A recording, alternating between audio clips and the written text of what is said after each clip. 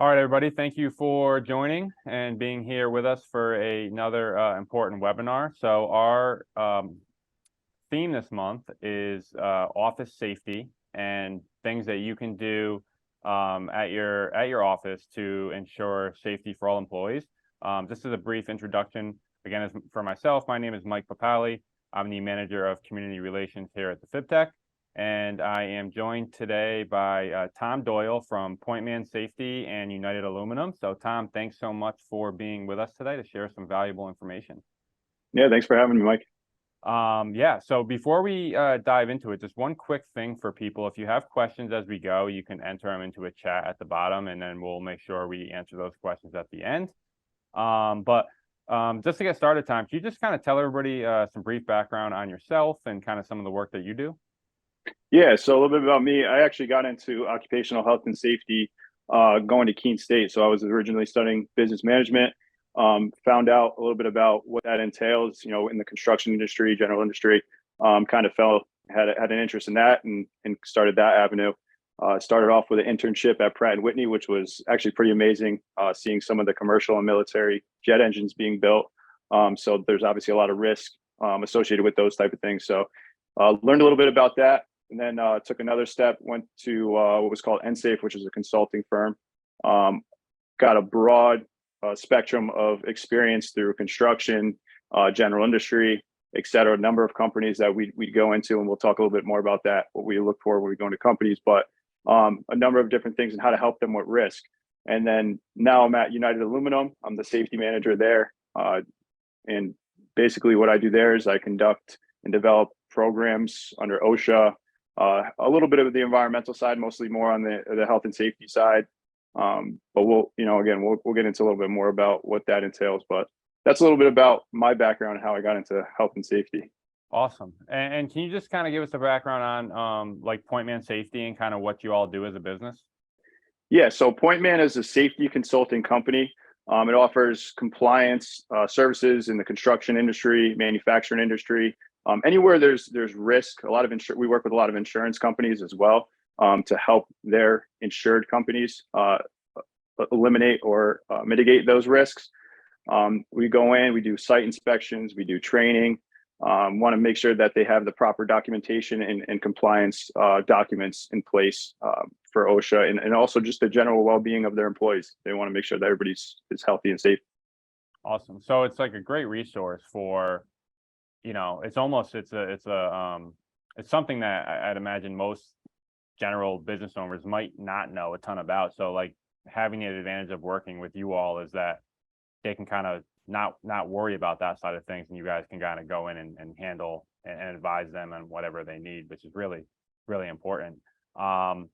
So, if you're working with a new company for the first time, you go in, can you just kind of talk about like some of the things you look for, policies that you kind of want to see in place? Yeah, so it just depends on why we get called in. There could be a number of reasons. For example, I'll use one most recently.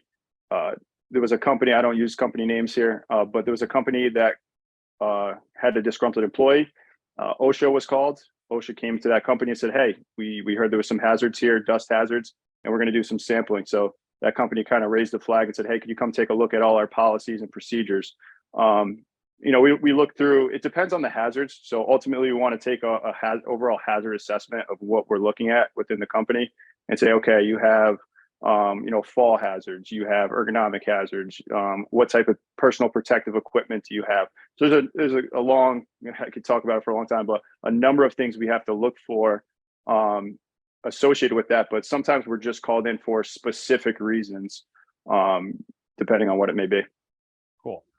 All right. So one of the things that we talk about a lot, at the FibTech is, being an AED manufacturer, we want to make sure that, we're not only placing AEDs in communities and buildings and office buildings, but also, making sure that building is equipped for a sudden cardiac arrest emergency. So we often talk about having like a complete AED program, and one piece of that program is an emergency action plan. So can you just kind of give us some overall thoughts on, emergency action plans, backgrounds, why they're important, what they should entail, really any information that you can provide about the importance of emergency action plans.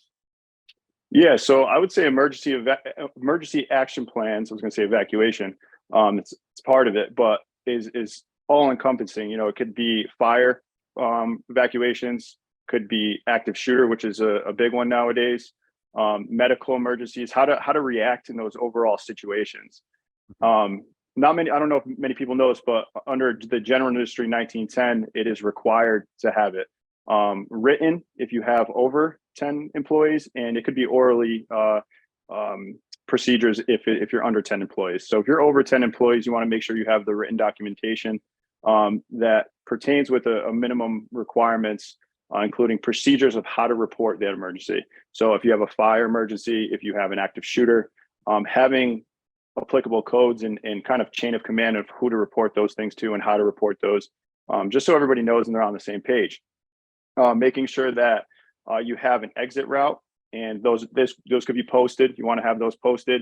You want to make sure you're reviewing with all your employees where to go. So for example, if there was a fire emergency, the fire alarms are going off because there was smoke, the smoke was detected.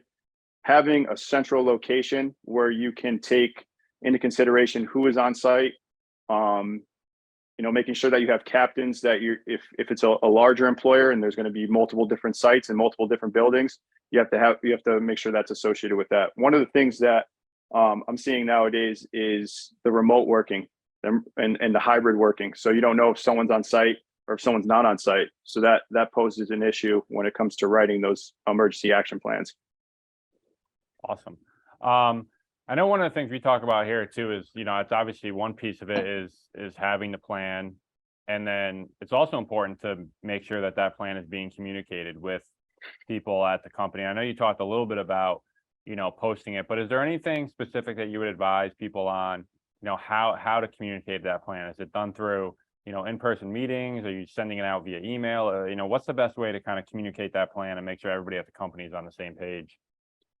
That's a good question. So there's a number of ways to do that. A lot of companies we work with, we do what's called all hands training. So it's an annual training, all encompassing, talking about the hazards that are on site, how to mitigate those hazards, how to appropriately speak up if there is a hazard, who to report to, things like that. That's a great time to talk about that emergency action plan and where to go and what to do. For example, if it's a medical emergency, I know we're going to be talking about AEDs here. One of the things is having people go outside of the building and telling the emergency responders where to go. There's some buildings, they could be huge manufacturing buildings, they can be construction sites. So when an emergency vehicle shows up, they might not know where to go. If you have this plan set in place, hey, there's always going to be 2-3 people outside showing them what door to come through, it'll be a lot quicker response. So we see that as a big thing we could talk about. Initial training, when a new employee starts, that's a great time to kind of set the tone. Making sure that employee knows that you guys are very open about safety. You want to make sure that it's kind of embedded in what you guys do, your processes, your procedures. But that's a great time to say, hey, this is what we do if there's an emergency, no matter what type of emergency it is. But initially is probably the key. Yeah. That makes a lot of sense. And I guess, for us, talking about sudden cardiac arrest too, I guess, one of the things is alerting people, right? Part of having the plan is you have people there that can respond and do what they need to do. So I guess any advice you could provide on like how to make that like initial alert, like if you have like a team of people that are responding, or if you have specific people that might be spread out over a building or across a construction site, is there any advice you give on like, how to get that initial like just alert out there that the team needs to respond? Yeah, I mean, that all obviously goes within that emergency action plan. Having those specific, I guess, codes and ways of communicating. Communication is obviously the number one key.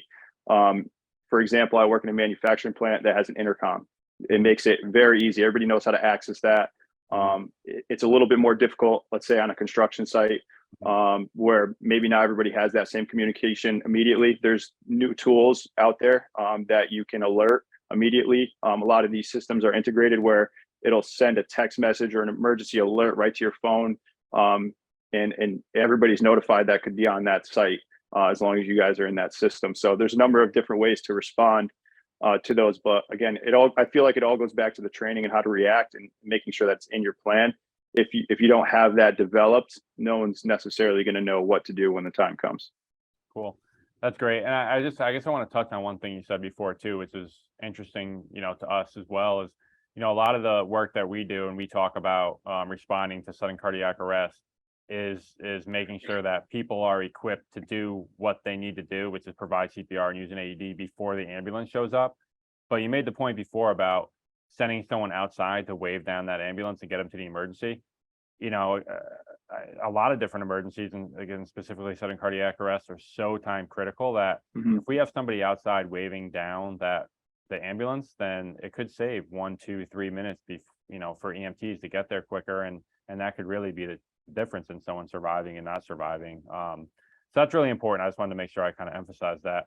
All right, so I know again, when we talk about emergency action plans, it's important it's not like a one and done thing where you write the plan and you communicate it once and then you put it in a drawer and it's never talked about again. It's important to constantly be reviewing these plans and making sure they're up to date. There could be, facility changes, policy changes. So how often should people be reviewing and looking at those emergency action plans? I would say on an annual basis. I mean, it's definitely good to touch on that. I think it's such an important process to have within an organization.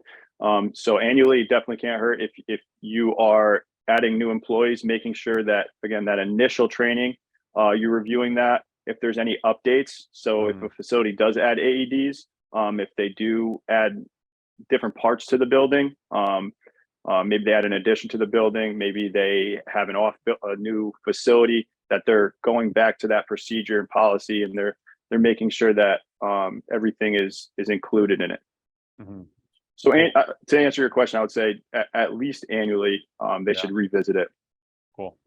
And obviously, anytime there's an update made to that emergency action plan, then it has to be recommunicated to employees as well, which is really important. I guess last thought I have about EAPs. I know we conduct drills for different types of emergencies, and I just want to kind of get your thoughts on like the importance of, again, we're focused on sudden cardiac arrest, so and I know, like, growing up we did tons of like fire drills in school, but like just kind of the importance of like doing drills on occasion with employees or with your response team to make sure everybody's comfortable doing what they need to do when that emergency happens. Yeah, I think training in general, no matter what type of incident it may be, that's why we do offer CPR, AED, first aid training, because you don't want someone to freeze in the moment. Everybody reacts so differently in that specific moment.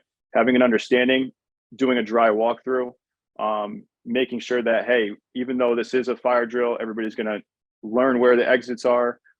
This is what you do in this situation. This is how you take a head count. This is where everybody meets. For example, for medical, just going through that scenario, when you were on site, teaching the guys in the maintenance crew how to do CPR and AED, that may help someone in the future that if they didn't have that training, they might freeze and just look at the guy. I'm sure you've heard of that before, but just having that resource, and I think it's a good look for an organization as well, because they're saying, hey, we really care. We're spending money, or we're enabling you guys the time to learn how to react in these situations. So not only is it good for the organization in-house, outside, they can use those skills from an AED, CPR, first aid standpoint if it's ever needed as well. So they're look out for their well-being of the employees. Yeah. That kind of transitions perfectly. I did want to talk about training for a little bit. And, I know you mentioned, first aid, CPR, and AED training is, I guess my question was, and you may have already answered it, but like, what training do you suggest? Is there anything on top of, first aid, CPR, AED that you suggest an employer offers to their employees? Yeah, I would say, fire extinguisher training could possibly be one within an off, like we're talking about, I guess, office settings here. There's a Mhm, number of different compliance trainings depending on the industry. mhm, But just from an office standpoint, I think that having an understanding of how to use a portable fire extinguisher, where they are, the rules and regulations of not blocking them, and again, we can go into a number of different issues with exits blocking and stuff like that. But having those readily available for like an incipient fire, so having the means to get out of the building, whether you require your employees to use it or not, is another conversation. But just having that general knowledge, I think, is another good training to have. yeah.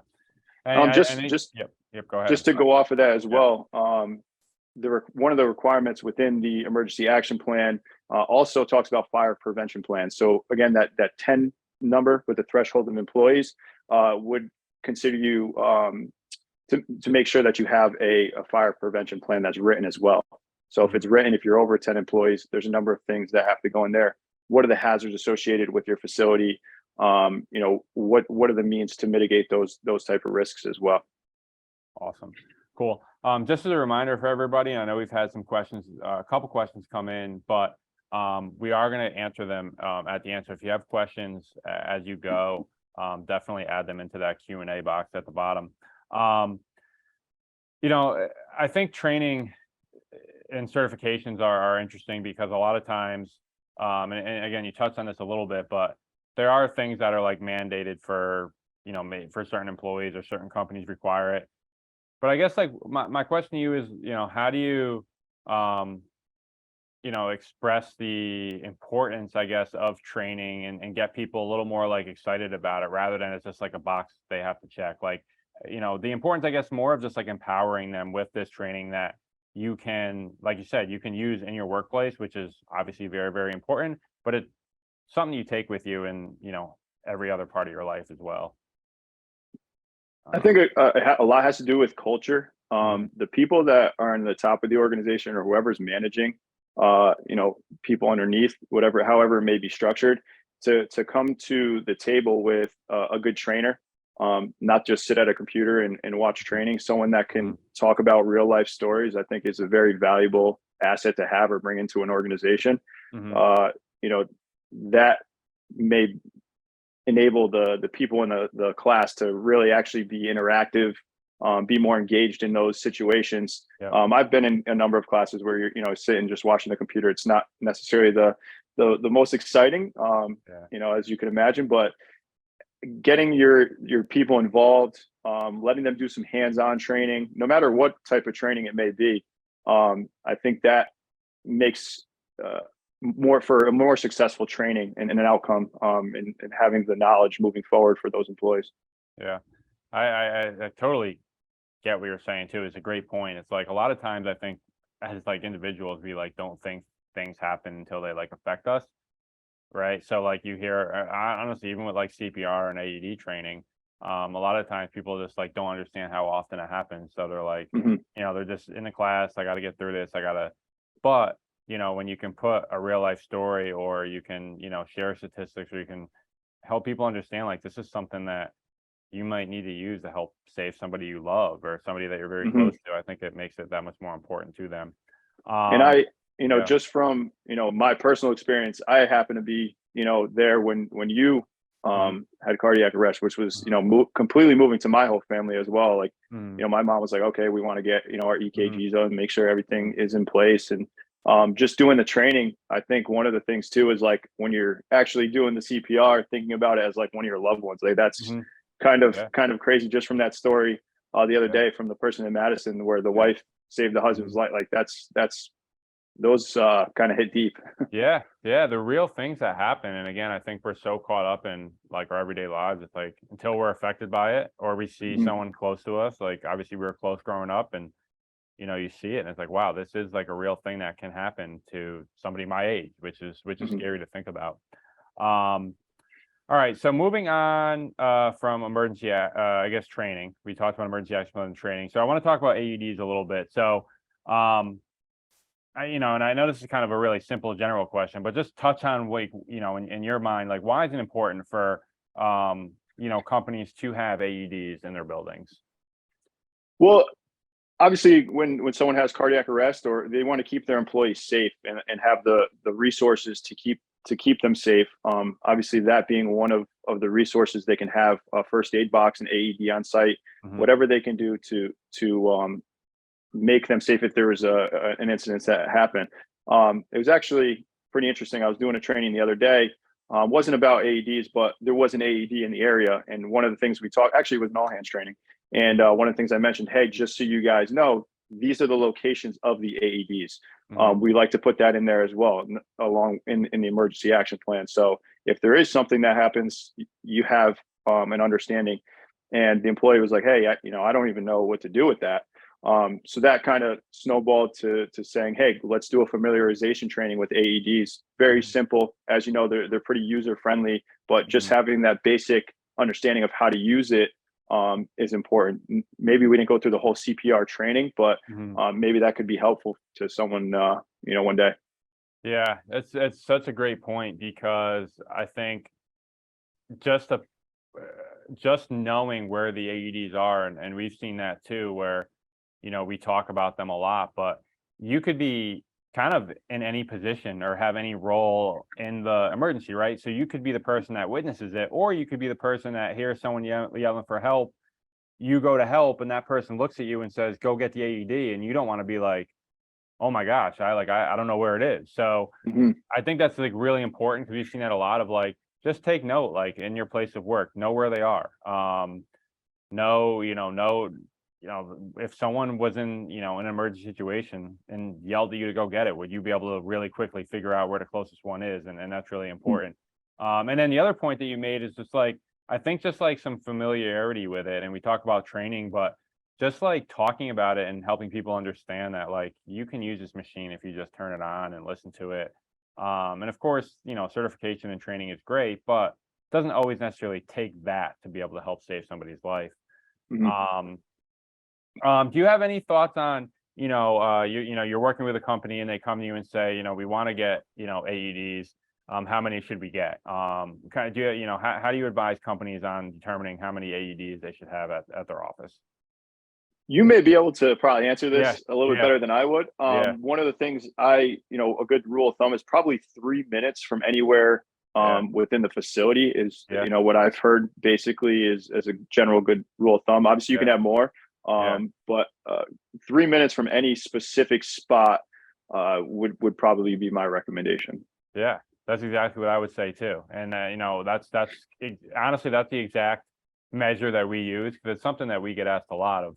And it's important for people to note that it might not be just getting an AED might not be enough, right?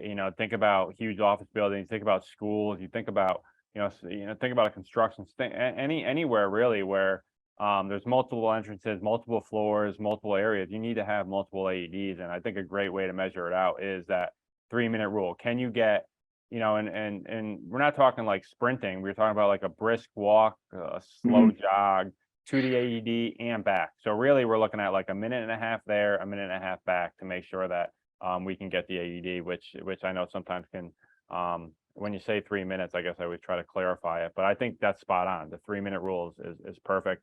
One thing to touch on too, just from your point with the construction site, those get very interesting, because construction sites, they're so different depending on who the GC is on the job, where the job is, what type of job it is, if an AED is even available. But that's all encompassing in what's called the site specific plan, site specific safety plan, where emergency action would be required in that. So those are changed on a more routine basis to have an understanding what do we do in an emergency. And they have what's called toolbox talks on a daily basis that go over these type of things, and making sure that they have that proper equipment, emergency response in place. So those actually change on a more routine basis.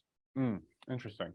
All right, so still talking about AED. So I know in the beginning we kind of talked about like the complete AED program, which is something that, again, we talk about a lot. And we've touched on the emergency action plan. We've talked about, training. I want to talk like really quick about like maintenance. So one of the things that, again, buying an AED is a great first step, but there has to be plans in place. So what advice do you give to a company when it comes to maintaining their AEDs to make sure their, batteries are always, batteries aren't expired, pads aren't expired? Mhm. Yeah, so there's a number of ways. Obviously, you can have someone trained in-house. Mhm. A lot of people and a lot of companies, what I've seen, for example, Pointman does that. We go in, take a look at if the AED is it good? Is it the expiration date up? So check an expiration date, making sure that the batteries are still working, making sure that there's no damage to the pads weren't opened, Mhm. making sure that the area is kind of clean from debris, it's not blocked, it's not in a locked room. You want to make sure that Mhm. it's accessible. I've seen that before where there's like a padlock on it to Mhm. get into the room. Well, what if Mhm. someone doesn't know the padlock? So making sure that it's open and it's available for everybody.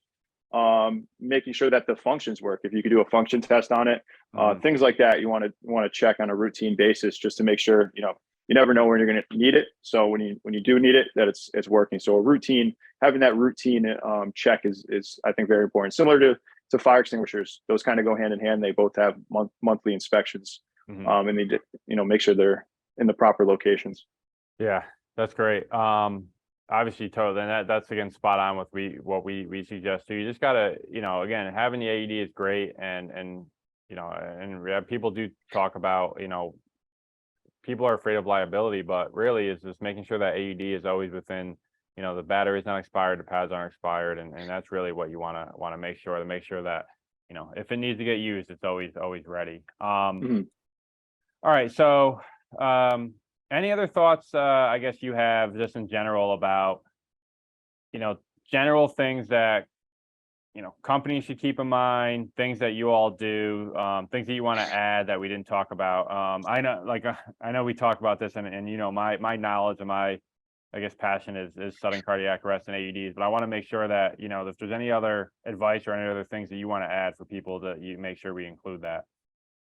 Yeah, no, I think it's very important with the AEDs. Like Mhm. that's obviously what this conversation is around with the emergency action plans in place.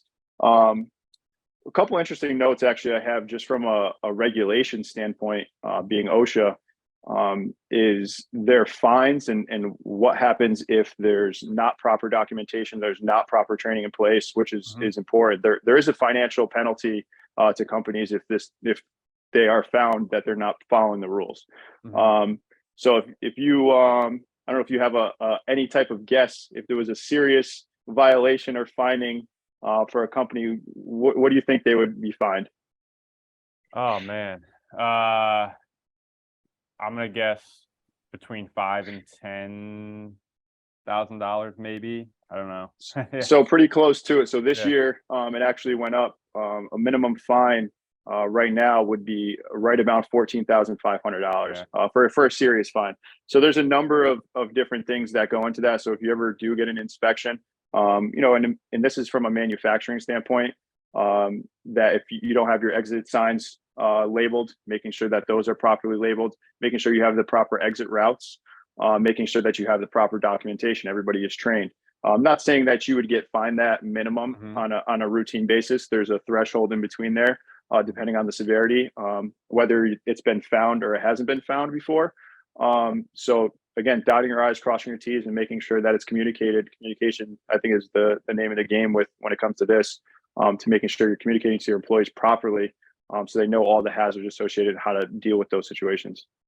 Cool. That's actually great to know, and I think, obviously, that's an important piece of what you all do is because I think a lot of people, like, in general, when you have your own business, you start a business, you're running it, you're so focused on, the mission and making sure Mm. that, right, you're making a profit, you're doing what you have to do, and it's hard to keep up with, all the rules and regulations. And so what you all do is obviously a great service that, helps people with that. Couple questions that came in, I just want to make sure we get to. So Okay. I want to ask real quickly, I'm very interested in the webinar, but had a meeting pop up. So recording will be on our YouTube channel. I know we do send them out in emails as well, but it definitely will be on our YouTube channel as soon as possible. And then Tom, this was for you. Um, can you have a reference for the that mandates the written EAP? I know you said if it's more than 10 employees, um, they have to have written, less than 10 employees, oral. And then someone asked us if you had like the reference that mandated that. Yeah, so 191038B is the actual regulation. It's written and oral emergency action plans. An emergency action plan must be in writing, kept in the workplace, and available to all employees for review. However, if an employer does have less than 10, it could be orally, communicated. Some of the elements that need to be in that, the procedures for writing, the fire and other emergencies. So I'm sorry, writing, reporting. So if they need to report that or communicate that, again, we talked about the intercom, for example, how to notify those employees that something's happening, making sure that you have the evacuation spot where you guys are going to meet, who's in the building, procedures, and there's a number of things. There's just off the top of my head. And then training is probably one of the biggest ones, just making sure everybody is aware on a routine basis, whether it's annual but definitely initial. I think the bottom line, like with a lot of this, what it comes back to too is like, I mean, we grew up playing sports, but like when you're prepared, like you just have a better chance at like success. So like even a situation like this, like if you have an emergency and you're prepared for it, the chances of the outcome of the emergency being positive rather than negative are just higher if you're prepared. 100%. And I see that from a safety culture standpoint as well. When you look at a safety culture and people that are driving the business and really, it's when I say top down, it's who's investing the money into the company, making sure their employees are safe, talking about safety on a regular basis, ensuring that they have the well-being of those employees. It's crazy important. Just going to so many different companies and different industries. I've seen a wide variety of cultures. So it's interesting to see that the training and the communication, it really is the most important part. Awesome. All right. So last thing before we finish up. So how, like, obviously you've shared like your expertise in this and obviously the work that you do with Pointman as well. So if somebody, wanted to reach out to you all to potentially work with you, how could they find out more information? How can they contact you all? Yeah, there's a website, pointmansafety.com. I could provide my information to you after, but you could find the information right on there. Again, it'll talk about the number of different trainings from forklift, aerial lift, all those different type of compliance training as well. I'm not going to go into depth about it, but there's a number of things that we can help out with. Cool. Awesome, Tom. So let me just double check if I think we answered all the questions. Cool, man. So that's pretty much it. So again, I appreciate you taking the time. It's kind of cool. I know we were saying that like we grew up like playing sports together, and now we're kind of on a working together in a different way to provide training and help and support to people. So it's really cool. But I appreciate you taking the time to be here with us today. Of course. Thanks for having me. Yeah, and just so everybody knows, again, we'll definitely we're recording this, so we'll have it live on our YouTube channel. So if you want to share the information with anybody, you can do that. And if there's anything we can do here at the FibTech to help you, with your AED needs, please never hesitate to contact us. And have a great day, everybody. Thank you. Thanks, Mike. Yeah.